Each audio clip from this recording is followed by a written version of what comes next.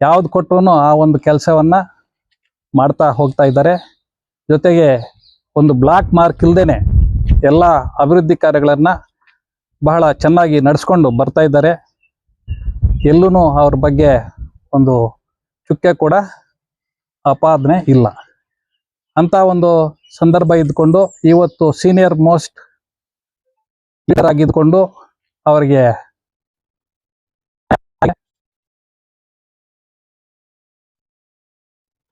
ಕೊಡಬೇಕಾಗಿಲ್ಲ,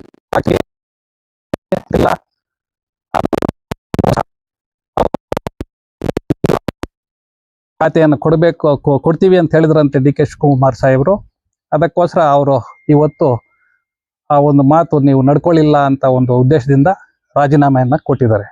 ಅದಕ್ಕೋಸ್ಕರ ಅವರಿಗೆ ಅದೇ ಒಂದು ಖಾತೆಯನ್ನು ಕೊಡಬೇಕು ಅಂತ ನಾವೆಲ್ಲರೂ ನಮ್ಮ ಕುಲಬಾಂಧವರು, ಇಡೀ ಡಿಸ್ಟ್ರಿಕ್ಟ್ ಕುಲಬಾಂಧವರು, ತಾಲ್ಲೂಕಿನ ಎಲ್ಲ ನಮ್ಮ ನಾಯಕರು, ಕುಲಬಾಂಧವರು ಇವತ್ತು ಒತ್ತಾಯವನ್ನು ಅವರಿಗೆ ಅದೇ ಒಂದು ಅಭಿವೃದ್ಧಿ ಬೆಂಗಳೂರು ಅಭಿವೃದ್ಧಿ ಖಾತೆಯನ್ನು ಕೊಡಬೇಕು ಅಂತ ಒತ್ತಾಯವನ್ನು ಮಾಡ್ತಾ ಇದ್ದೇವೆ.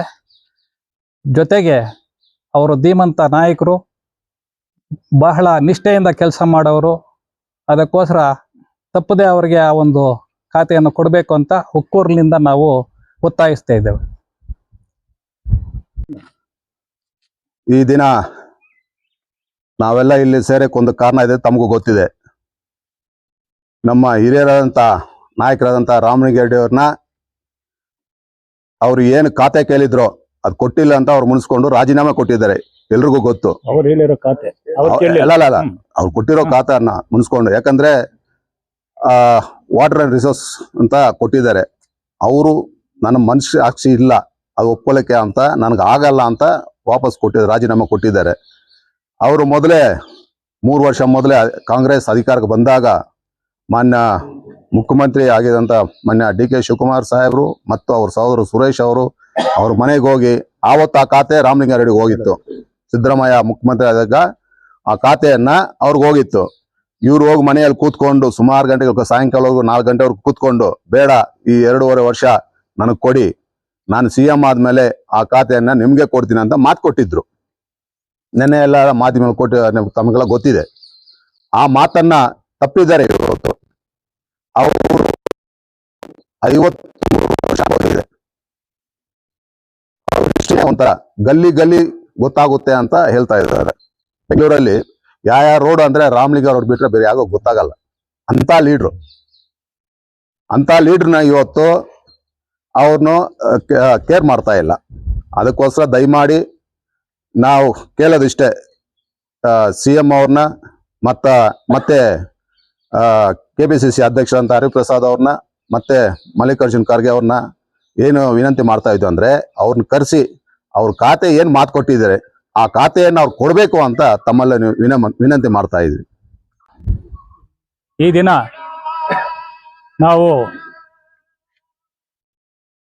ಪ್ರೆಸ್ ಮೀಟ್ ಏನು ಉದ್ದೇಶ ಕರೆದಿದ್ದೀವಿ ಅಂತ ತಮಗೆಲ್ಲ ಗೊತ್ತಿದೆ.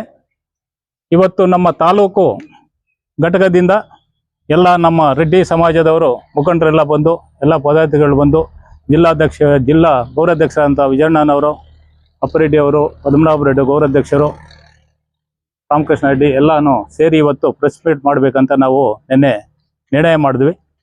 ಅದೇ ಥರ ಇವತ್ತು ನಾವು ರಾಜ್ಯದಲ್ಲಿ ಸನ್ಮಾನ್ಯ ಡಿ ಕೆ ಶಿವಕುಮಾರ್ ಸಾಹೇಬರು ಮುಖ್ಯಮಂತ್ರಿ ಆಗಿದ್ದಾರೆ. ನಮ್ಮ ರಾಮಲಿಂಗಾರೆಡ್ಡಿ ಅವ್ರಿಗೂ ಒಳ್ಳೆ ಖಾತೆ ಸಿಗುತ್ತೆ ಅಂತ ನಾವು ಆಸೆಯಲ್ಲಿದ್ವಿ. ಅದು ಇವತ್ತು ಹುಸಿಯಾಗಿದೆ.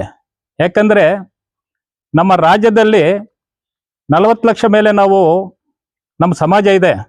ಇತ್ತೀಚೆಗೆ ಎಲ್ಲ ಸರ್ಕಾರಗಳು ನಮ್ಮ ಸಮಾಜವನ್ನು ಗಣನೆಗೆ ತೆಗೆದುಕೊಳ್ತಾ ಇಲ್ಲ, ಒಂಥರ ಲೆಕ್ಕಕ್ಕೆ ಇಲ್ಲದೆ ಮಾಡ್ತಾ ಇದ್ದಾರೆ. ಮುಂದಿನ ದಿನಗಳಲ್ಲಿ ಇದೇ ಥರ ಮಾಡ್ಕೊಂಡು ಹೋಗ್ತಾ ಇದ್ರೆ ಅವರು ಪರಿಣಾಮ, ಯಾವುದೇ ಸರ್ಕಾರವನ್ನು ನಮ್ಮ ಸಮಾಜದಿಂದ ಪರಿಣಾಮ ಅವರು ಅನುಭವಿಸ್ತಾರೆ. ಯಾಕೆಂದರೆ ಇವತ್ತು ರಾಮಲಿಂಗಾರೆಡ್ಡಿ ಅವರು 8 ಬಾರಿ ಇವಾಗ ಉಪಮುಖ್ಯಮಂತ್ರಿ ಅಲ್ಲ, ಅವರು ಕ್ಯಾಂಡಿಡೇಟು ಆದ್ರೂ ಮುಖ್ಯಮಂತ್ರಿ ಆಗಿರೋರು 9 ಸಾರಿ MLA ಗಳಾಗಿದ್ದಾರೆ, ಅವರು ಮುಖ್ಯಮಂತ್ರಿ ಆಗಿದ್ದಾರೆ. ನಮ್ಮ ರಾಮಲಿಂಗಾರೆಡ್ಡಿ ಅವರು ಅಟ್ಲೀಸ್ಟ್ ಒಂದು ಉಪಮುಖ್ಯಮಂತ್ರಿ ಮಾಡಕ್ಕೂ ಅವ್ರಿಗೆ ಆಗ್ತಾ ಇಲ್ಲ. ಇವತ್ತು HK ಪಾಟೀಲ್ ಅವರೂ ಒಂದು ಚೀಫ್ ಮಿನಿಸ್ಟರ್ ಕ್ಯಾಂಡಿಡೇಟ್, ಇಬ್ಬರೂ ಒಂದು ಈಕ್ವಲ್ ಆಗಿ ಇದ್ದಾರೆ ರಾಜ್ಯದಲ್ಲಿ. ಆದ್ರೆ ಯಾವುದೇ ಸರ್ಕಾರ ಆಗ್ಲಿ, BJP ಸರ್ಕಾರ ಆಗ್ಲಿ, ಕಾಂಗ್ರೆಸ್ ಸರ್ಕಾರ ಆಗ್ಲಿ, ಇವತ್ತು ದಿನಗಳಲ್ಲಿ ನಮ್ಮ ಇದು ವಕೀಲಗಾರ ರೆಡ್ಡಿ ಅಂತ ನಮ್ಮನ್ನ ರೆಡ್ಡಿ ಅದರಲ್ಲಿ ಸೇರಿಸಿರೋದ್ರಿಂದ ಎಲ್ಲ ಒಂದೇ ಅಂತ ನಮಗೆ ಲಾಸ್ ಆಗ್ತಾ ಇದೆ. ರೆಡ್ಡಿಗೆ ಬರೀ ರೆಡ್ಡಿ ಇರೋದಕ್ಕೆ ನಮಗೆ ಲಾಸ್ ಆಗ್ತಾ ಇದೆ. ಇದು ಸಪರೇಟ್ ಆಗಿ ಮೊನ್ನೆ ಸೆನ್ಸಸ್ ಅಲ್ಲೂ ನಾವು ಸಪರೇಟ್ ಆಗಿ ಮಾಡಬೇಕು, ನಮಗೆ ಒಂದು ಬೇಕು ಅಂತ ನಾವು ಇದು ಮಾಡ್ತಾ ಇದೀವಿ. ಅದು ಮುಂದಿನ ಹೋರಾಟ ನಡೀತಾ ಇದೆ. ಇಡೀ ರಾಜ್ಯದಲ್ಲೇ ನಾವು ಸಂಘಟನೆಗೆ ಒತ್ತು ಕೊಟ್ಟಿದ್ದೀವಿ. ಮುಂದಿನ ಎಲೆಕ್ಷನ್ ಏನ್ 28ಕ್ಕೆ ಬರುತ್ತಲ್ಲ, ಆ ಎಲೆಕ್ಷನ್ ಅಷ್ಟೊತ್ತಿಗೆ ನಾವು ಒಂದಾಗಿ ಯಾರು ನಮಗೆ ಒಳ್ಳೇದು ಮಾಡ್ತಾರೋ ಅದನ್ನ ನಿರ್ಣಯ ತೆಗೆದುಕೊಳ್ಳುವಂತ ಶಕ್ತಿ ದೇವರು ಕೊಟ್ಟಿದ್ದಾರೆ. ಆದ್ರೆ ಇವತ್ತು ನಡ್ಕೊಳ್ತಾ ಇರೋದು ರಾಮಲಿಂಗಾರೆಡ್ಡಿ ಅವರಿಗೆ ಕೊಟ್ಟಿದ ಮಾತು. ಯಾಕೆ DK ಶಿವಕುಮಾರ್ ಅವರಿಗೆ ಏನ್ ಮಾತು ಕೊಟ್ಟಿದ್ರು 2.5 ವರ್ಷ ಅಂತ, ಅದನ್ನೇ ಪಾಲನೆ ಮಾಡಿ ಅವರು ಇವತ್ತು CM ಆಗಿದ್ದಾರೆ. ಆದ್ರೆ ಅವತ್ತು 23ರಲ್ಲಿ ಸಾರಿಗೆ ಎದ್ದು ಕೊಟ್ಟಾಗ ಅವರು ಆವತ್ತು ಅಸಮಾಧಾನ ಇತ್ತು, ಯಾರೋ ನಮ್ಮ ರಾಮಲಿಂಗಾರೆಡ್ಡಿ ಅವರಿಗೆ. ಅವರು ಆವತ್ತು ಒಂದು ಸಂಧಾನ ನಡೆಸಿ ಇದು ಏನೋ ನಗರಾಭಿವೃದ್ಧಿ ಖಾತೆ ಅವತ್ತು ನೆಕ್ಸ್ಟ್ ನಾನು ಮುಖ್ಯಮಂತ್ರಿ ಆಗ್ತೇನೆ ಅವತ್ತು ಕೊಡ್ತೀನಿ ಅಂತ ಹೇಳಿದ್ದಾರೆ. ಆ ಮಾತು ಉಳಿಸ್ಕೊಂಡಿಲ್ಲ ಅಂತ ಅವ್ರು ನೋವಾಗಿ ರಿಸೈನ್ ಕೊಟ್ಟಿದ್ದಾರೆ. ಹೌದು, ಯಾವುದೇ ಕಾರಣಕ್ಕೂ ಅವರು ರಿಸೈನ್ ನ ವಾಪಸ್ ಎತ್ಕೊಳ್ಳೋದು ಬೇಡ ಅಂತ ನಮ್ಮ ಎಲ್ಲ ಪೂರ್ತಿ ಇದು ಏನೋ ಸ್ಟೇಟ್ ಅಲ್ಲೇ ನಾವು ಎಲ್ಲಾ ಜಿಲ್ಲೆಗಳಲ್ಲೂ ಕಾಂಟ್ಯಾಕ್ಟ್ ಅಲ್ಲಿ ಇದ್ದೀವಿ. ಅವರು ಒಪ್ಕೊಂಡು ತಿರುಗಿ ಏನೋ ಅದೇ ಖಾತೆಗೆ ಹೋದ್ರೆ ನಮ್ಗೊಂಥರ ಇದ್ ಮಾಡ್ದಂಗೆ ಆಗುತ್ತೆ. ಅದರಿಂದ ಅವರು ಬೇರೆ ಇದೇ ಬೇಕಾಗಿಲ್ಲ, ಬೇಕಾದ್ರೆ ರಿಸೈನ್ ಬೇಕಾದ್ರೆ ಕೊಡ್ಲಿ, ಏನು ಇದೇನಾಗಲ್ಲ, ಅವ್ರು ಲಾಸ್ ಆಗಲ್ಲ. ಅವ್ರು ಅಷ್ಟೆಲ್ಲ ಪಕ್ಷಕ್ಕೆ ನಿಷ್ಠೆಯಾಗಿ ಯಾರು ಇದುವರೆಗೂ ಮಾಡಿಲ್ಲ, ಕಾಂಗ್ರೆಸ್ ಪಕ್ಷಕ್ಕೆ ಅಷ್ಟು ನಿಷ್ಠೆಯಾಗಿ ಮಾಡಿದವರಿಗೆ ಇವತ್ತು ಮೋಸ ಆಗಿದೆ ಅವ್ರಿಗೆ. ಆ ಒಂದಿದ್ರಲ್ಲಿ ಎಲ್ಲಾ ರಾಜ್ಯದಲ್ಲಿ ಎಲ್ಲಾ ಜಿಲ್ಲೆಗಳನ್ನು ಇವತ್ತು ಎಲ್ಲಾ ಕಡೆನೂ ಪ್ರೆಸ್ ಮೀಟ್ ಆಗ್ತಾ ಇದೆ. ಅವ್ರಿಗೆ ಏನಾದ್ರು ಆ ಖಾತೆ ಬದಲಾವಣೆ ಆಗಿಲ್ಲ ಅಂತ ಹೇಳಿದ್ರೆ ಪೂರ್ತಿ ಉಗ್ರ ಹೋರಾಟಕ್ಕೆ ಒಂದು ಕರೆ ಕೊಡ್ತಾ ಇದ್ದೀವಿ. ಎಷ್ಟು ಸಾಧ್ಯವಾದೋ ಅಷ್ಟು ನಾವು ಒಗ್ಗಟ್ಟು ಮಾಡಕ್ಕೆ ನಾವು ಸಮಾಜಕ್ಕೆ ಒಂದು ಮಾಹಿತಿ ಕೊಡ್ತಾ ಇದ್ದೀವಿ.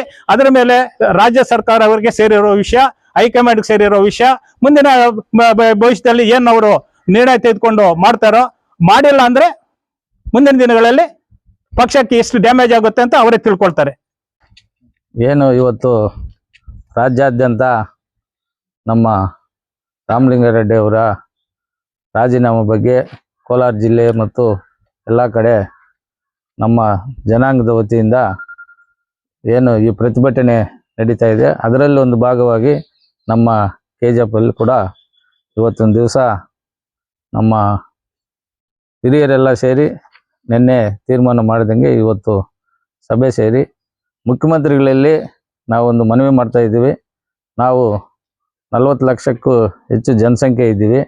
ಆ ಒಂದು ದೃಷ್ಟಿ ಇಟ್ಕೊಂಡು ಹಿರಿಯರಾದ ಅನುಭವಿಗಳಾದ ಅವರ ಅನುಭವವನ್ನು ಹೆಚ್ಚಿನ ಒಂದು ಅವ್ರು ಏನು ಖಾತೆ ಕೇಳ್ತಾ ಇದ್ದಾರೆ ಆ ಖಾತೆಯನ್ನು ನೀಡಿ ಅವರು ಗೌರವಕ್ಕೆ ಧಕ್ಕೆ ಬರದಂಗೆ ನಡ್ಕೊಳ್ಬೇಕು ಅಂತ ಮುಖ್ಯಮಂತ್ರಿಗಳಲ್ಲಿ ಮತ್ತು ಹೈಕಮಾಂಡಲ್ಲಿ ಮನವಿ ಮಾಡ್ತಾ ಇದ್ದೀವಿ. ಸತತವಾಗಿ ಸೋಲಿಲ್ಲದೆ ಗೆದ್ಕೊಂಡು ಕರ್ನಾಟಕ ರಾಜ್ಯದ ರೆಡ್ಡಿ ಜನಾಂಗಕ್ಕೆ ಅವರ ಆದಷ್ಟು ಸೇವೆ ಮಾಡಿಕೊಂಡು ಇವತ್ತು ಕರ್ನಾಟಕ ರಾಜ್ಯ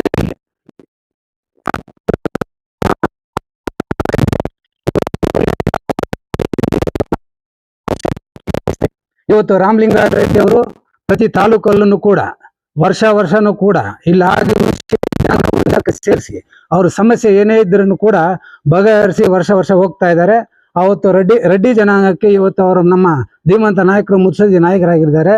ಅವರು ಇವತ್ತು ಕಾಂಗ್ರೆಸ್ ಪಕ್ಷಕ್ಕೆ ನೀವು ಮಾಡ್ತಕ್ಕಂಥ ದ್ರೋಹದಿಂದ ಅವರು ನಾಳೆ ದಿವಸ ಅವರೇನೋ ಬೇಜಾರು ಮಾಡ್ಕೊಂಡಿದ್ದಲ್ಲಿ ನಾಳೆ ಕಾಂಗ್ರೆಸ್ ಪಕ್ಷಕ್ಕೆ ತುಂಬಾ ಹೊಡೆತ ಆಗುತ್ತದೆ. ಇವತ್ತು ನಮ್ಮ ಕೋಲಾರ ಜಿಲ್ಲೆಯಲ್ಲಿ 4 ಶಾಸಕರು ಏನ್ ಗೆದ್ದಿದ್ದಾರೆ. ಪ್ರತಿ ತಾಲೂಕಲ್ಲೂ ಕೂಡ ನಮ್ಮ ಜನಾಂಗದ ಒಂದು ದೊಡ್ಡ ಕೊಡುಗೆ ಇದೆ ಇವತ್ತು ಇಲ್ಲಿ ಶಾಸಕರು ಗೆಲ್ಲೋದಕ್ಕೆ. ಇವತ್ತು ಅವ್ರೇನಾದ್ರು ಮುನ್ನಿಸ್ಕೊಂಡು ಬೇರೆ ಪಕ್ಷಕ್ಕೆ ಹೋಗಿದ್ದಾದಲ್ಲಿ ನಾಳೆ ಪಕ್ಷಕ್ಕೆ ತುಂಬಾ ಹೊಡೆತ ಆಗ್ತದೆ. ಅದರಿಂದ ನಾವು ಅಖಿಲ ಭಾರತ ನ್ಯಾಷನಲ್ ಕಾಂಗ್ರೆಸ್ ಮಲ್ಲಿಕಾರ್ಜುನ್ ಖರ್ಗೆಜಿ ಅವರಿಗೆ ಮತ್ತು ನಮ್ಮ DK ಶಿವಕುಮಾರ್ ಸಾಹೇಬರ ಮುಖ್ಯಮಂತ್ರಿ ಮತ್ತು ಇವಾಗಿನ ಹರಿಪ್ರಸಾದ್ ರಾಜ್ಯ ಕಾಂಗ್ರೆಸ್ ಪಕ್ಷದ ಅಧ್ಯಕ್ಷರಿಗೆ ನಾವು ಮನವಿ ಮಾಡೋದೇನೆಂದ್ರೆ ಅವರಿಗೆ ಕೇಳಿದ ಖಾತೆಯನ್ನು ಕೊಟ್ಟು ತಾವು ಅವರ ಒಂದು ಸೇವೆಯನ್ನು ಗುರುತಿಸಿ ಅವರಿಗೆ ಕೇಳಿದ್ದಲ್ಲಿ ಮುಂದಿನ ದಿನಗಳಲ್ಲಿ ಪಕ್ಷಕ್ಕೆ ಒಳ್ಳೆಯದಾಗುತ್ತೆ ಅಂತ ಹೇಳ್ತಾ ಈ ಮೂಲಕ ನಾವು ಹೇಳಕ್ ಬಯಸ್ತೀನಿ. ಧನ್ಯವಾದ.